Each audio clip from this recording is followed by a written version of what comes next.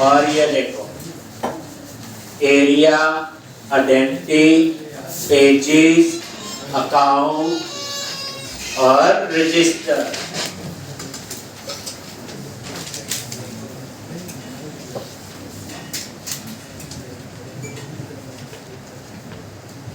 और यहाँ पे कोड में गए और ये था आपका रजिस्टर का ब्रेक पॉइंट लगाया। ये यूजर की इंफॉर्मेशन जो हमने कस्टमाइज की थी, क्रिएट अ सिंक से आपका यूजर बन जाएगा।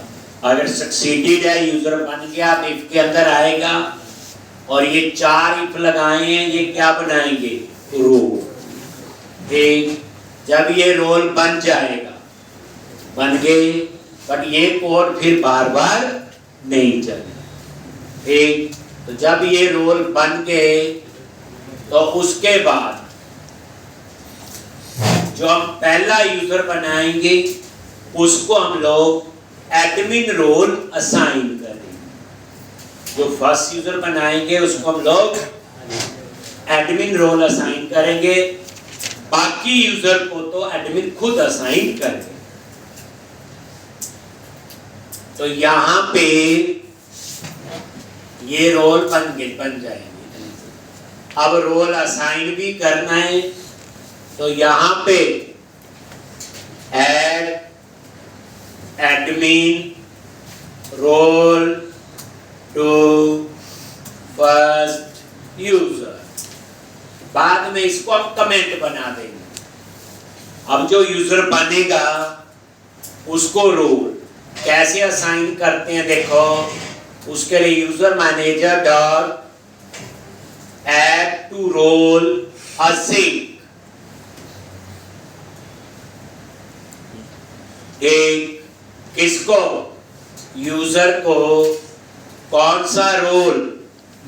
तो SD dot role admin and with semicolon और यहां पे आगे अवे। बट इस लाइन को हम एक बार ही चलाएंगे, उसके बाद इसको क्या बना देंगे? कमेंट। ठीक, तो पहले हम इतना ही कोड रन करते हैं। ठीक,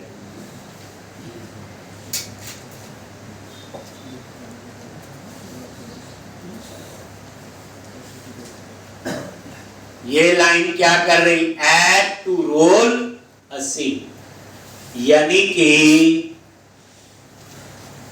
यूजर को रोल असाइन कर।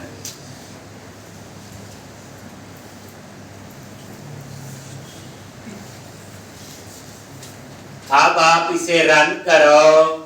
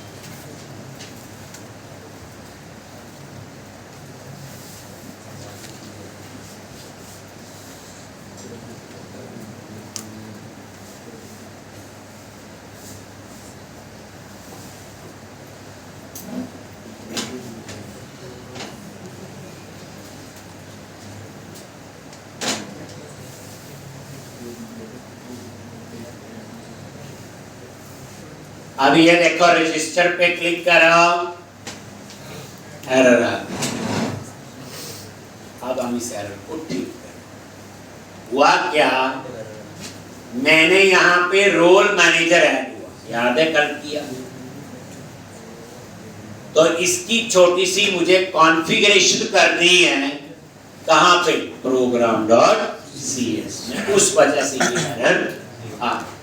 चलो तो अब क्या करो, प्रोग्राम डॉट CS में जाओ, कोई मेन प्रोजेक्ट और प्रोग्राम डॉट CS, और यहां पे एक नजर मारो, ये जो कोड है,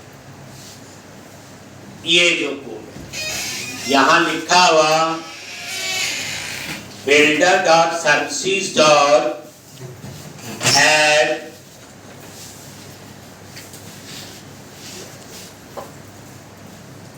डिफॉल्ट आइडेंटिटी, उसमें सिर्फ एक ही चीज पास की हुई है, क्या? आइडेंटिटी। लेकिन हमने तो आइडेंटिटी रोल भी चाहिए, रोल्स के लिए क्या होता? Identity role. तो इसलिए हम इसको कमेंट बना देंगे और इसकी जगह हमने थोड़ा चेंज करके लिखना। तो इसको हमने कमेंट बना दिया,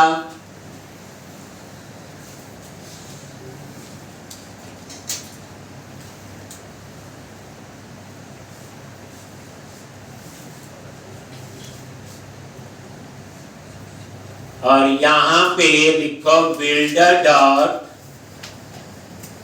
सर्विसेज डॉट ऐड आइडेंटिटी, और इसमें पास कर दो आई आइडेंटिटी यूजर। क्या पास कर दो? आइडेंटिटी यूजर कॉमा और आइडेंटिटी रो। पहले सिर्फ क्या थे? आइडेंटिटी यूजर, अब आइडेंटिटी रो, और उसके बाद add default token provider dot add default token provider, ये एंटर प्रेस कर दिया, नीचे आ गए, और यहां पे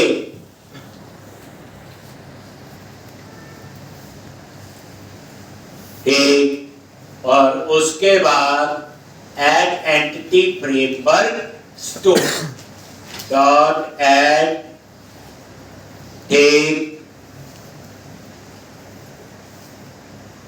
एंटिटी फ्रेमवर्क स्टोर, और यहां पास कर दिया एप्लीकेशन डीबी कॉन्टेक्स्ट।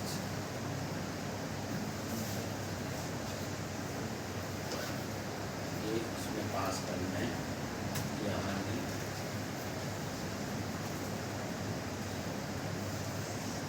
ये लॉजिक।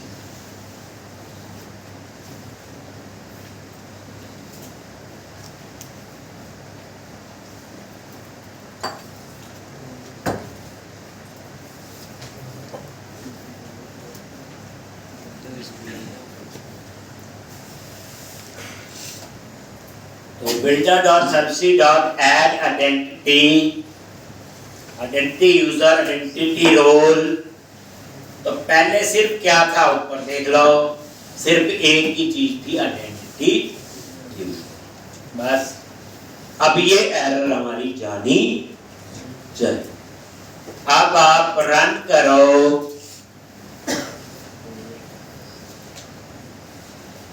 ये तो कॉन्फ़िगरेशन होता है, बट ऐसे नहीं मैं ही लिख दूं सीधा, पहले बताई किस वजह से ये प्रॉब्लम आई और उसको हमने ऐड।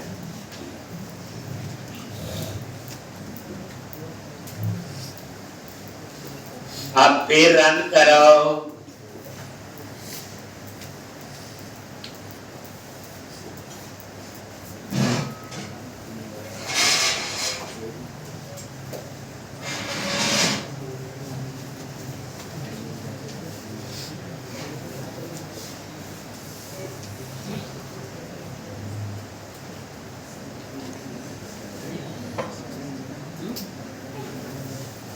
अब यहां पे देखो, जो प्रोग्राम डॉट CS में ये देखो यहां लिखा हुआ builder dot services dot add controllers with views, लिखा हुआ add controllers with views। और यहां पे क्या करो,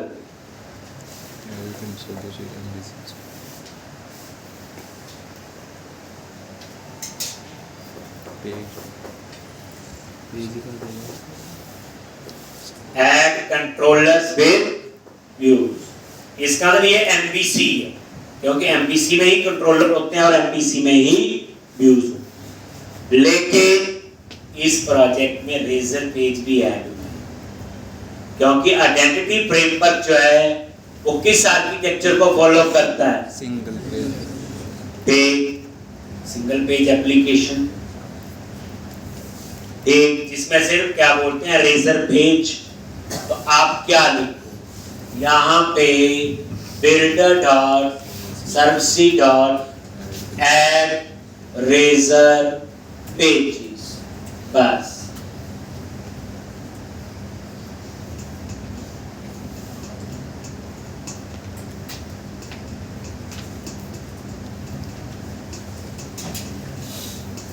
नहीं तो ये सिर्फ एमबीसी के लिए था। याद करो जब रेजर पेज वाला था उसमें कंट्रोलर ऐड किया था।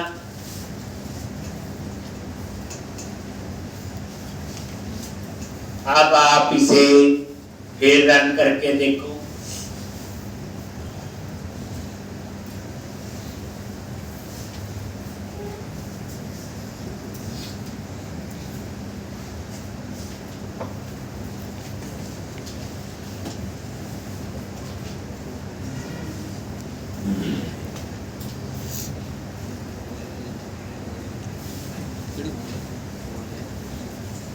अब आप रजिस्टर पे क्लिक करो। अब एक और एरर आ गई ईमेल के लिए। ये लिखा हुआ आई ईमेल सेंडर। ठीक, अब इस एरर को ठीक करो। तो वही ये देखो रजिस्टर डॉट HTML में गए वही कोड फाइल में। यहाँ पे ऊपर नजर मारो, एक इन्होंने यूज किया हुआ आई ईमेल सेंडर, बट असली में अभी ईमेल की कॉन्फ़िगरेशन हमने नहीं की। या तो मैं क्या करूं, इसको बना दूं कमेंट, यहां से भी बनाऊंगा, यहां से भी बनाऊंगा, फिर यहां से, तो ये एरर चल जाएगा। लेकिन ये ईमेल वाला कोड बड़ी जगह लिखा हुआ, तो मैं हर जगह कमेंट बनाता फिर, तो मैं क्या कर रहा हूं, तो ये बच्चे आई ईमेल सेंटर जो इंटरफेस है ये हमने नहीं बनाया, ये ईमेल के लिए माइक्रोसॉफ्ट ने बनाया है। तो मैं इसकी सिर्फ कॉन्फ़िगरेशन कर दूंगा, कोड अभी नहीं लिखी, ताकि ये एरर आना बंद हो जाए। तो इसके लिए क्या करोगे, अब यहां पे आ जाओ, यूटिलिटी वाले प्रोजेक्ट पे आ, क्योंकि ईमेल का कोड कॉमन एक जगह लिखेंगे और पूरे प्रोजेक्ट में हम यूज करेंगे। ठीक, तो यूटिलिटी पे राइट क्लिक किया, ऐड और क्लास,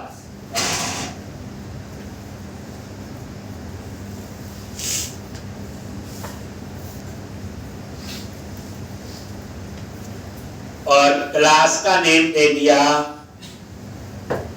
ईमेल सेंटर। ठीक, हमने क्या किया, ईमेल सेंटर के नाम से अपनी क्लास बनाई।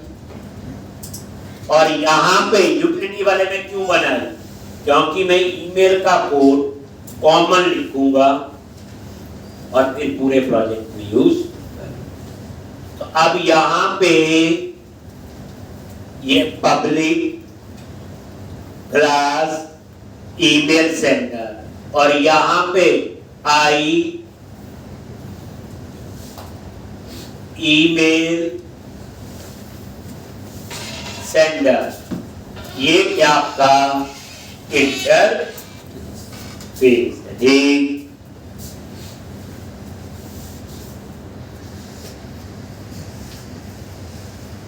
और यहां पे इंस्टॉल पैकेज, अब ये मैंने नहीं बनाया, और ये इंस्टॉल विद पैकेज मैनेजर।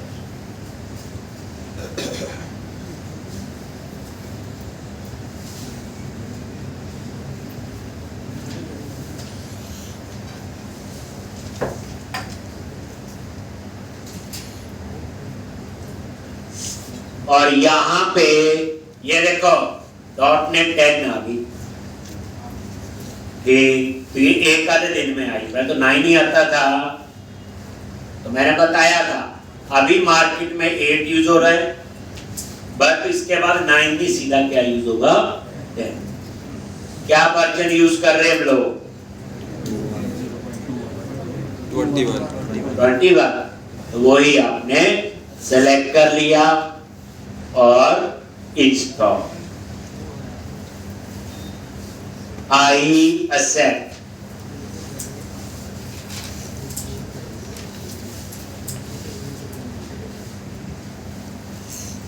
एक, और ये देखो ये पैकेज इंस्टॉल हो गया होगा, और यहां पे इसका क्या ऐड कर लो, नेम कर लिया जी। और ये देखो यहां पे डबल क्लिक किया और ये पैकेज आ गया।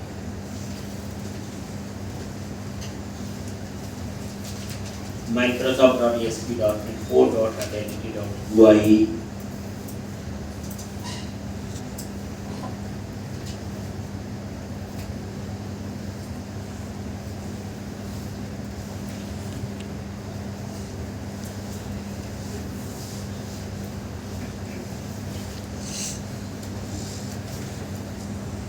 हो गया। चलो अब यहां इसके अंदर क्या करेंगे, इस इंटरफेस को इंप्लीमेंट करो।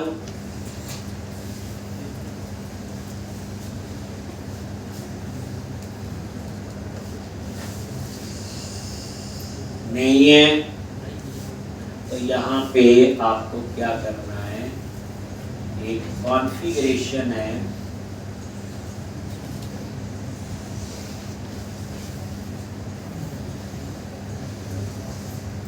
और भी लिखेंगे, खाली स्ट्रक्चर बना के छोड़।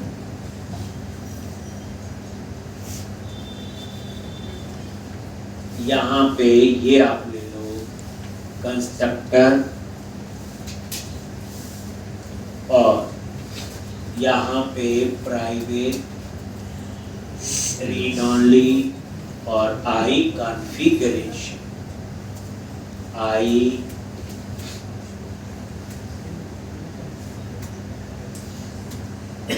कॉन्फ़िगरेशन टाइप का वेरिएबल ले लिया, और आई इसका नाम भी ले लिया।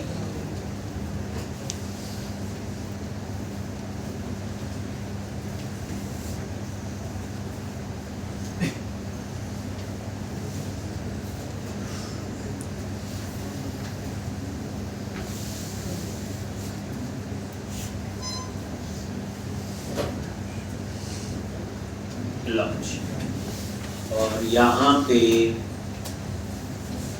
बस, और ये आपने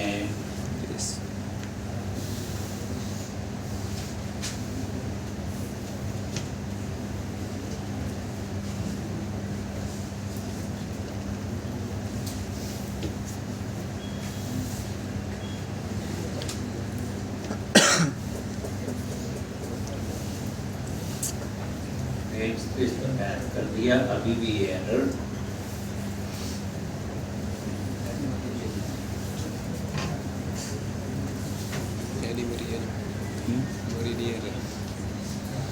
बेस लिख के जाओ बच्चा।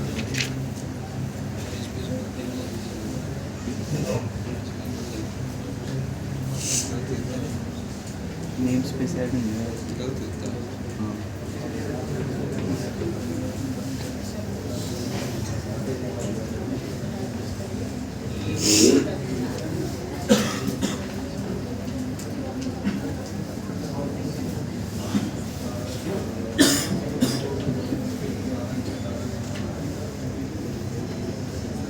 ये बस यहाँ पे ऐसे ये इंटरफेस को इम्प्लीमेंट किया, कल याद ही रहा था मैं उसका छोटा मोटा इसमें कुछ, और ये आ गया। अब बाद में हम इसका कोड लिखेंगे।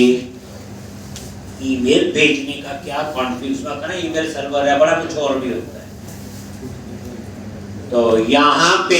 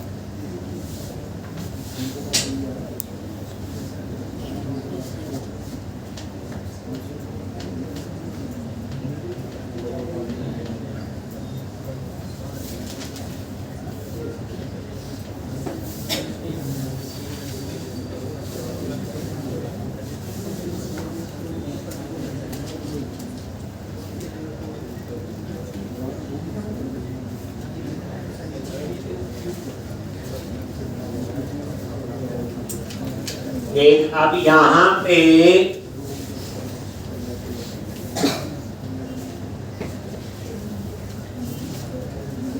तो बस कुछ नहीं किया बच्चे, खाली स्ट्रक्चर बना के छोड़ दिया। ये कॉन्फ़िगरेशन है, तो कुछ ऐसा मेजर कोड मैंने कुछ भी नहीं।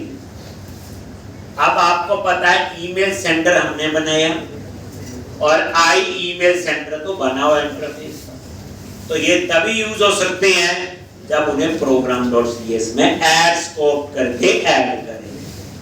तो अब आ जाओ program.cs में, और यहाँ पे इसके ऊपर कहीं पे भी लिख सकते बच्चे, बताया हुआ। तो यहाँ पे ऊपर लिख लो builder.services.add scope और आई ईमेल सेंडर और ईमेल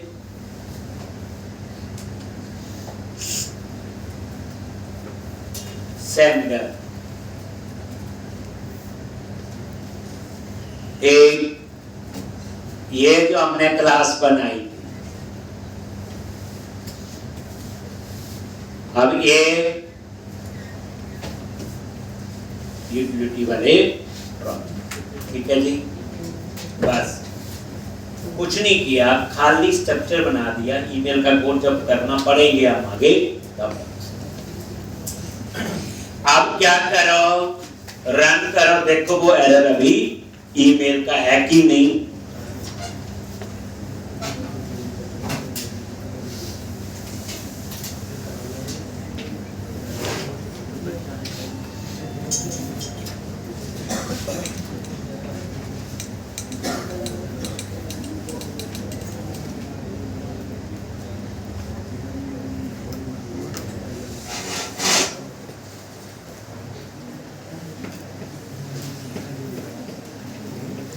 तो ये खाली मैंने ईमेल सेंटर मैंने क्लास बनाई, ईमेल सेंटर इंटरफेस बना, उसका बेसिक सा एक स्ट्रक्चर बना दिया। ईमेल का कोड तो अभी हमने लिखा नहीं।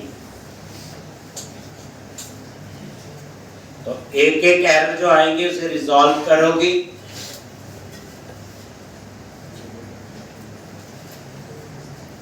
और यहाँ पे रजिस्टर पे क्लिक किया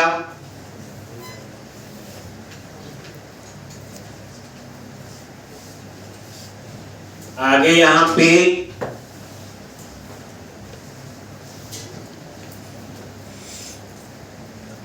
आप देखो, तो ये अमित कुमार, ये इसका ईमेल कंप्लीट कर दिया था, याद होगा। यूजर बनाने के बाद amit@gmail.com ये यूजर नेम है, बाकी डिटेल आप जो मर्जी फिल कर।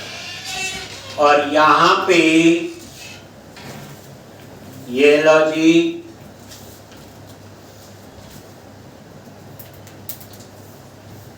और रजिस्टर पे क्लिक किया।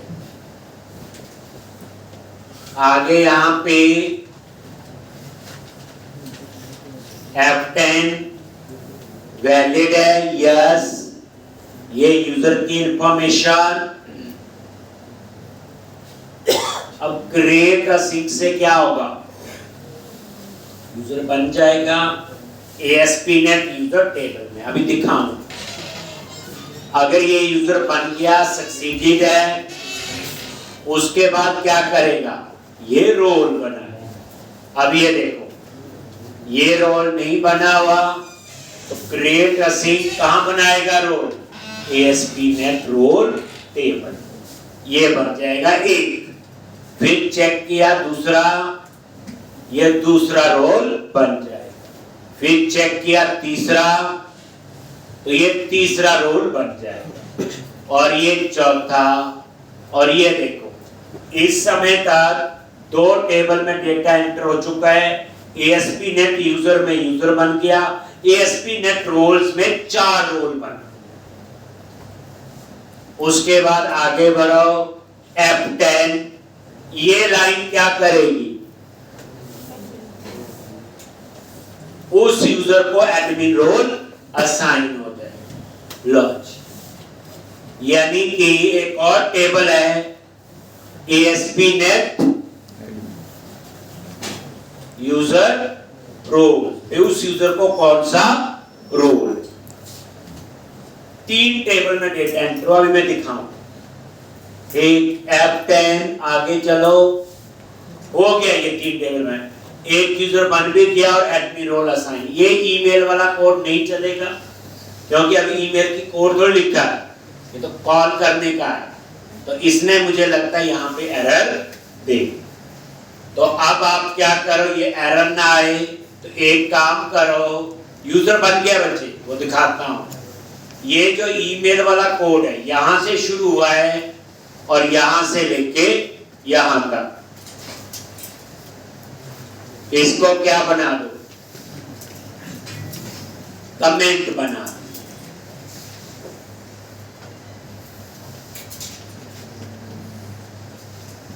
ये देखो,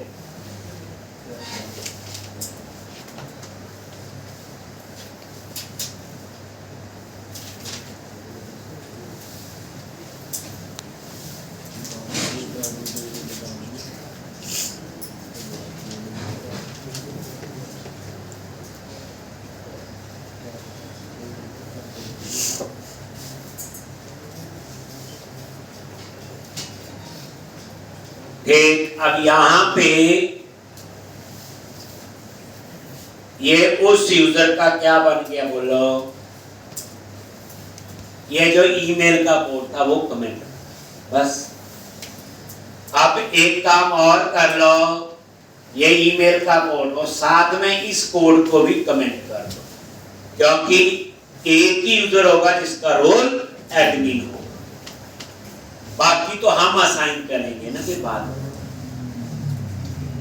अब ये लाइन कमेंट बना दी और ये ईमेल, ठीक है जी।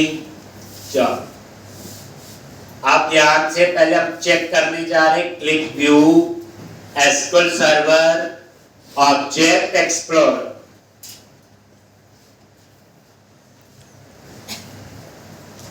और यहां पे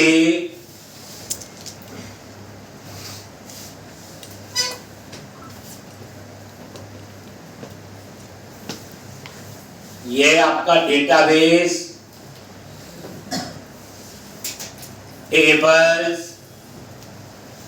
सबसे पहले ASP.NET यूजर पे गए, राइट क्लिक व्यू डेटा, ये देखो एक यूजर बन गया और ये इसका यूजर आईडी। अब आओ ASP.NET रूल्स, इसमें 4 रिकॉर्ड होने चाहिए। ASP.NET रूल्स, वो देखो ये 4 रोल आईडी हो गए और ये 4 रोल के नेम हो, तो 4 रिकॉर्ड हो गए, मतलब 4 रोल। तीसरा टेबल है ASP.NET यूजर रोल, यहां 2 चीजें होगी, किस यूजर को कौन सा रोल, तो इसमें यूजर आईडी आएगा और role ID. ASP.NET user role पे गए और ये देखो ये यूजर आईडी आ रहा और ये रोल हो गया जी। तो ये पहला यूजर आपका बन गया जिसका रोल एडमिन। तो 3 टेबल आपके यूज हो गए। कितने टेबल यूज हो गए? 3। कोई पूछे ASP.NET यूजर, ASP.NEट रोल्स और ASP.NEट यूजर रोल। ASP.NEट यूजर रोल, किस यूजर को कौन सा रोल असाइन। लो जी, चलो अब हम आगे बढ़ते हैं। फिर वापस वही जाएंगे, एरिया, आइडेंटिटी, पेजेस, अकाउंट और रजिस्टर, और वही F7। अब क्या होना चाहिए, ये मैं रन करूं, ध्यान से समझना, पहले फ्लो और फिर हम लोग इसका कोड लिखते।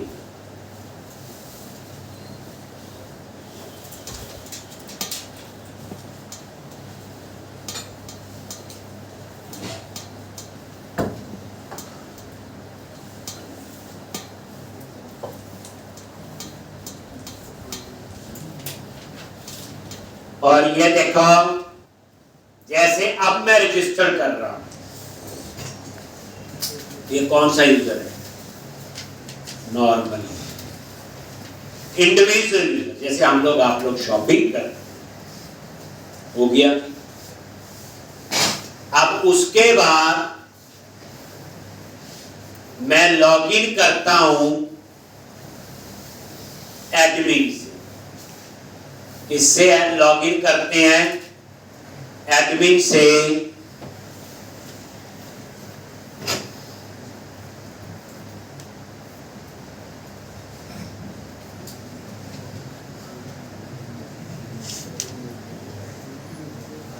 अच्छा ये क्या लॉगिन पेज नहीं आ रहा है, याद है हुआ क्या था?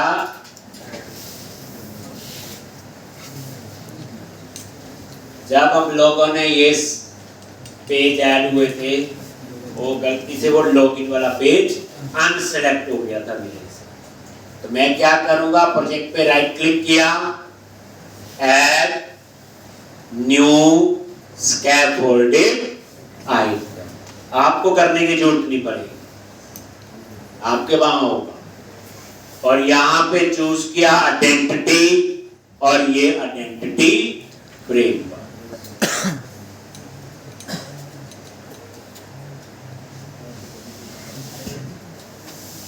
तो मैंने ऐसे टिक किया था बताने के लिए लॉगिन पेज, और टिक ना अनसेलेक्ट हो गया।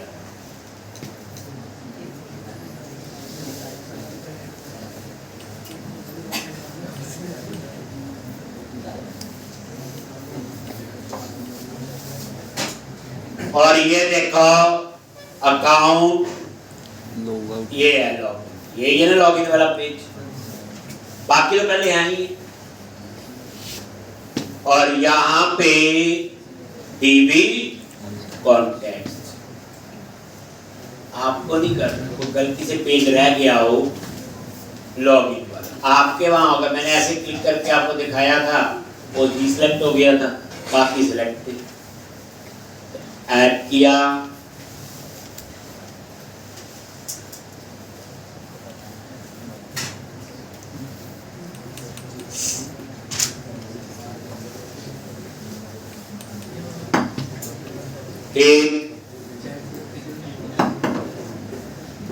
तो क्लोज किया, अब एक बार देखते हैं रन करके लॉगिन।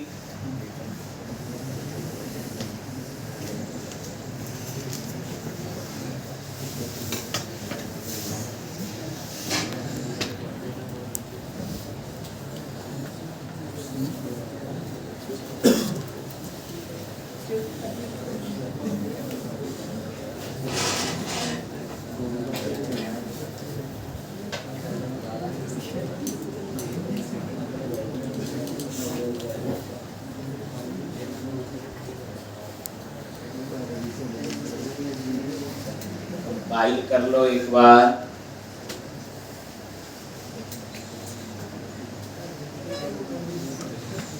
और फिर रन करो।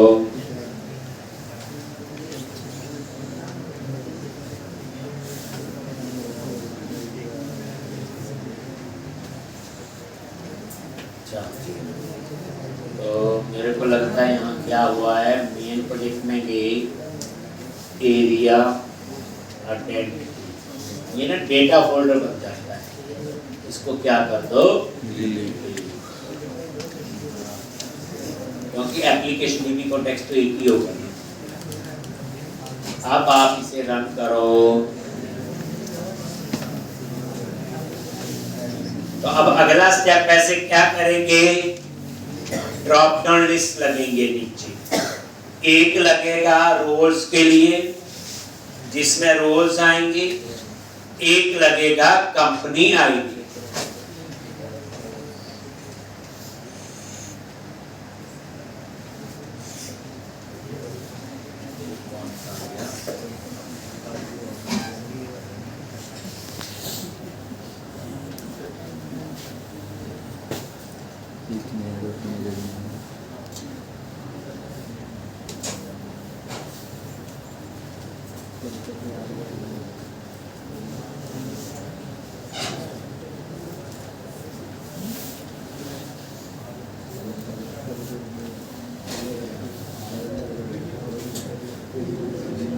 ये उसका बड़ा जो ना, आपको नहीं करना, ये आपका लॉगिन वाला ऐड होगा। Already exist identity dot application, ये स्कीमा कहाँ बना है,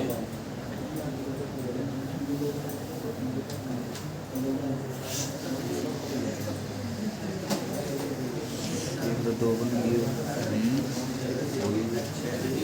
दो बीमारी एक तो पहला हो। ये देखो ये ऐड हो गया ना दोबारा से, ये वाला जो कमेंट बनाया था ना,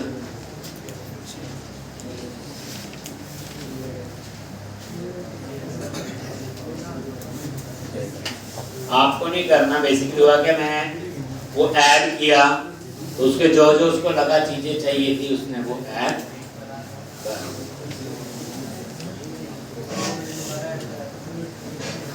दोबारा ऐड कर दिया ना उसने, मतलब कहने का ये। तो आपको कुछ नहीं करना, पता चल गया फिर भी क्या क्या प्रॉब्लम्स आ सकती है।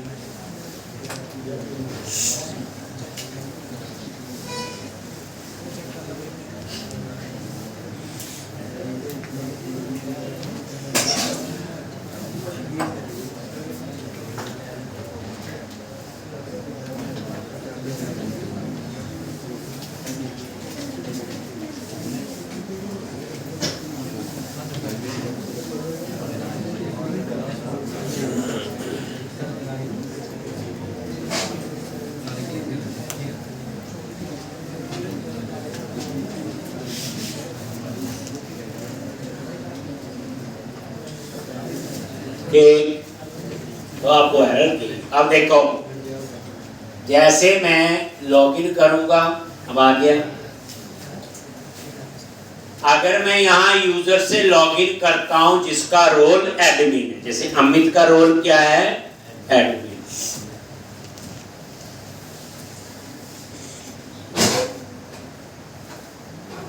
ये लो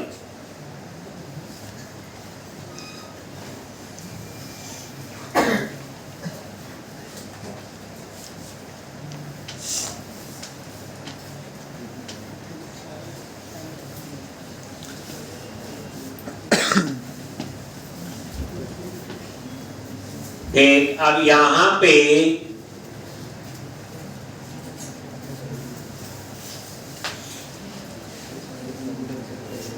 लॉगिन हो गया। अगर मैं अब रजिस्टर करूं तो उसके लिए क्या लिखना है? आइडेंटिटी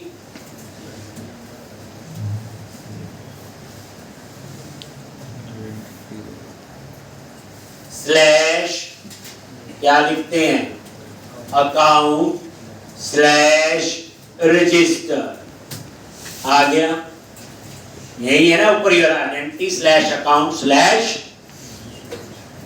तो अगर आपने उस यूजर से लॉगिन किया, अगर उसका रोल एडमिन है, तो यहां ना दो ड्रॉप डाउन लिस्ट, एक में रोल्स हो और एक में कंपनी।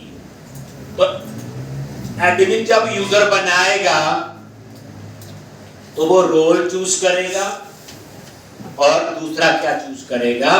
अगर यूजर का रोल कंपनी है तो कंपनी आईडी कंपनी भी चूज करेगा। लेकिन ये काम सिर्फ कौन कर सकता है? तो अब हम लोगों ने पहले रोल्स और उसके लिए ड्रॉप डाउन लिस्ट लगाने, फिर बाद में हम कुछ ऐसा चेक लगाने। तो अभी क्या करो आप लोग, यहां पे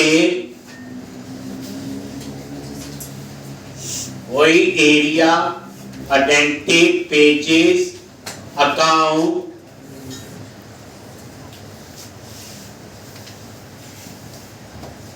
और रजिस्टर,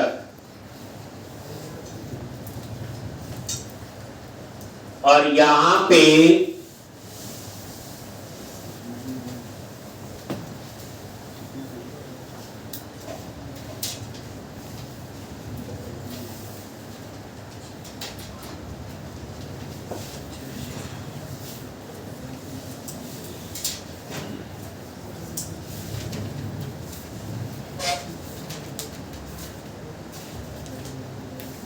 तो यहां पे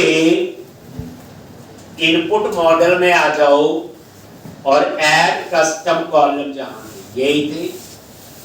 इसके अंदर दो आपने और बनाने, एक रोल लिस्ट और एक कंपनी लिस्ट। तो यहां पे किसके लिए? रोल्स के लिए और कंपनी। ठीक, तो यहां दो कलेक्शन बनाएंगे, क्योंकि ड्रॉप डाउन लिस्ट में तो कलेक्शन ही आएगी। तो इनपुट मॉडल क्लास के अंदर हम दो मेंबर और ऐड कर रहे हैं। ठीक, फिर उनमें हम डेटा फिल करेंगे। क्या करेंगे? उसमें डेटा फिल करना है। तो यहां पे ड्रॉप डाउन लिस्ट में डेटा दिखाना है, ये लो। तो मैंने क्या किया? आई नंबरेबल किसके लिए होता? कलेक्शन बनाने के लिए। और ड्रॉप डाउन लिस्ट में डाटा दिखाना है तो लिख दिया सिलेक्ट लिस्ट आइटम, और ये हो गया रोल लिस्ट, और ये हो गया आपका कंपनी लिस्ट। तो ये दो आपके यहां पे बन गए। अब इन दोनों में मेरे को डेटा फिल करना। क्या करना है? Data fill. तो नीचे हम लोग ऑन गेट पे आ जाओ। जब आप इस पेज पे आओगे तो कौन सा हैंडलर कॉल होता है? On get. फिर हम ऑन गेट में आके यहां पे इन दोनों के अंदर एक में रोल्स आएंगे सारे, एक में सारी कंपनी की लिस्ट आएगी। देखो, जब एडमिन जो है कंपनी का यूजर बनाएगा तो ड्रॉप डाउन से उसका रोल भी चूज करेगा और कंपनी भी। एम्प्लॉय यूजर बनाएगा तो उसका रोल चूज करेगा एम्प्लॉय, तो वो एम्प्लॉय यूजर होगा। अब एडमिन सिर्फ दो यूजर बना सकता है, एक कंपनी वाले और एक एम्प्लॉय। एडमिन तो बन चुका है और इंडिविजुअल यूजर नहीं बना। इंडिविजुअल यूजर तो हम लोग, आप लोग हैं। हम अपने आप को रजिस्टर करते हैं, हमें थोड़ी वो लिखेगा हमारी ईमेल। इंडिविजुअल यूजर कौन हो गए? हम लोग, आप लोग शॉपिंग करते हैं तो हम क्या करते हैं? साइन अप करते हैं पहले, तो वो तो हम लोग ही कर। तो अब आप यहाँ पे ये दो प्रॉपर्टी बना ली, एक रोल के लिए और एक कंपनी के लिए, ठीक। और यहाँ पे तो कंपनीज तो डाटाबेस से आएंगी, तो उसके लिए तो आई यूनिट वर्क चाहिए हमें, तो उसको ऊपर ऐड कर लो। ये रजिस्टर वाला पेज है, एक कहां पे ऊपर, ये देखो जैसे हम करते हैं ये ऐड है, यहां पे क्या लिखना है? प्राइवेट रीड ओनली, क्या लिखेंगे? I unit of work, comma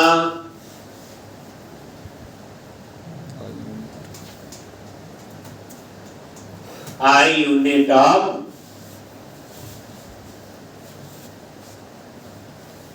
work,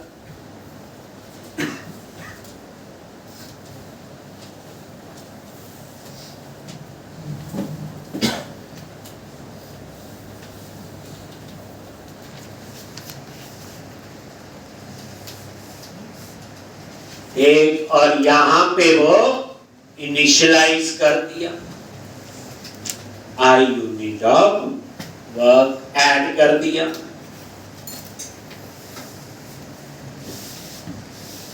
आ गया इनपुट मॉडल में हमने दो प्रॉपर्टीज बना दी, एक रोल लिस्ट के लिए, और अब आ जाओ आप ऑन कैप, और यहां पे लिखा इनपुट इज इक्वल टू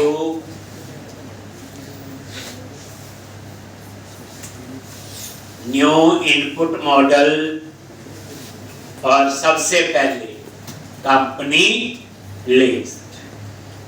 अब कंपनी लिस्ट वही लिखना है, unit work dot company dot get on.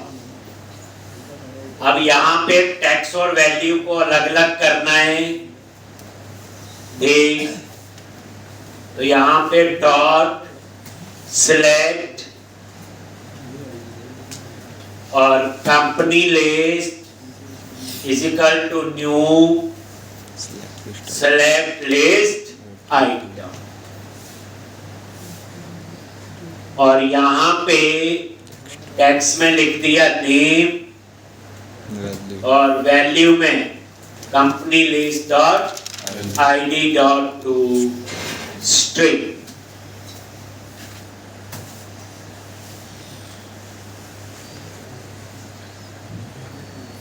एक ID dot to string.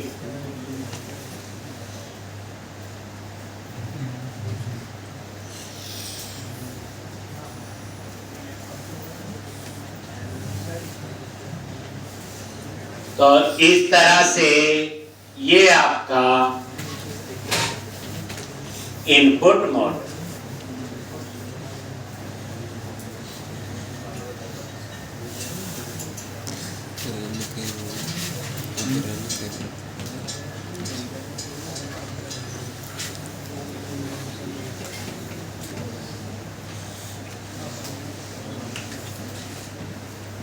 Company तो रोल लिस्ट पता है, रोल लिस्ट का भी ये अब यहाँ पे करेंगे अभी। ये कंपनी लिस्ट कॉमा, उसके बाद आएगा रोल लिस्ट। बट यहाँ क्या सारे रोल दिखाने हैं? सोचो, एडमिन दिखाने की जरूरत है या इंडिविजुअल रिक्वायरमेंट है? अब जैसे इंडिविजुअल तो दिखाने की जरूरत नहीं, क्योंकि एडमिन जो है इंडिविजुअल यूजर थोड़ी बनाए, वो कंपनी का यूजर बना सकता है, एम्प्लॉय यूजर बना सकता है, ठीक। तो इसलिए ना हमें एडमिन रोल वाला यूजर बनाना है और ना ही ये इंडिविजुअल यूजर बना सकता है। तो ड्रॉप डाउन लिस्ट में वो नहीं होने चाहिए। नहीं, कंपनी कहती कि एडमिन और भी हो सकते हैं, 2-3 बन सकते हैं, तो क्या करेंगे, एडमिन रोल रहने देंगे ड्रॉप डाउन लिस्ट में। मतलब ये सारी चीजें, कुछ चीजें रिक्वायरमेंट के हिसाब से आगे पीछे हो सकती हैं। अब यहाँ पे रोल लिस्ट और यहाँ पे रोल मैनेजर और यहाँ पे ये देखो underscore dot role manager dot roles where, और यहाँ पे r डॉट नेम और रोल का name sd dot role individual. अगर ये इंडिविजुअल नहीं है, इसका मतलब जो रोल इंडिविजुअल नहीं होगा तो उस केस में वो फिर उसको ऐड कंडीशन लगा दी ना।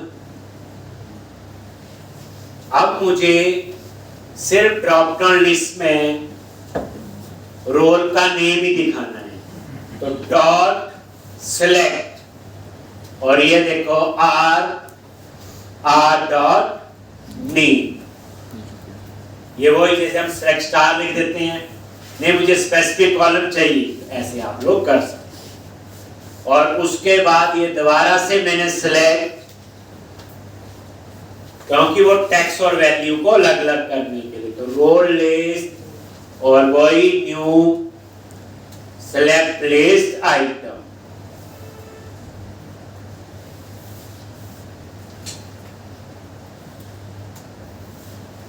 और यहाँ पे टेक्स्ट और RL में क्या है, रोल का नेम और वैल्यू में भी, तो यहाँ पे टेक्स्ट और वैल्यू में दोनों में ही रोल का नेम। ये समझो एक बार। अब ये पता क्या करेगा, जो रोल इंडिविजुअल है वो नहीं ऐड करेगा। तो हमारे केस में 4 रोल थे, तो इसमें 3 ऐड होंगे, एडमिन, एम्प्लॉय और कंपनी।